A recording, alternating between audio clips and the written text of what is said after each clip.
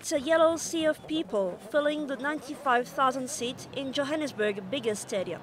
Nelson Mandela's party, the ruling ANC, bussed in supporters from all across the country and outfitted them with hats and banners for one of the final rallies.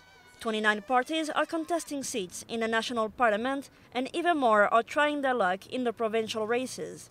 Some parties are competing for the first time and with limited financial resources. It's a sunny Sunday and Tanya Node is busy making cardboard posters on her terrace for the party she is supporting, Ubuntu. She got the material only a few days ago, and it is now a race against the time to get the word out by voting day. We would go and stand at the traffic lights at the intersection and then hand out pamphlets to people and obviously have the posters up on the poles as well. The party was created last year by Michael Tellinger and advocates restructuring the entire bank system and abolishing money. So we've been using social media and social networking to get the word out. The alternative media seems to be becoming the voice of the people on the ground, because we're certainly not getting it from mainstream media.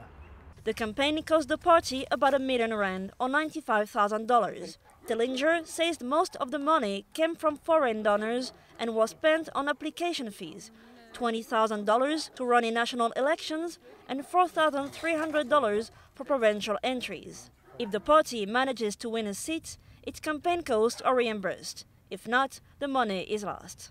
The Independent Electoral Commission justifies this cost by saying that if a party cannot raise that amount of money, then it probably can't raise votes as well.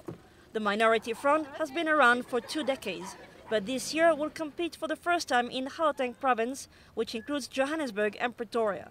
The party currently holds a few provincial seats and 1 seat in the National Assembly.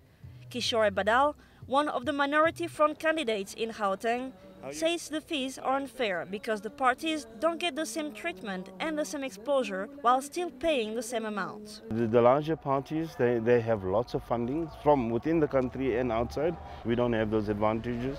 And considering the fact that we all have to pay the same registration for the new election, yes, it's totally unfair. Last month, 4 small political parties failed to pay the election deposit and were excluded from the national ballots. Emilie Iob for VOA News in Johannesburg.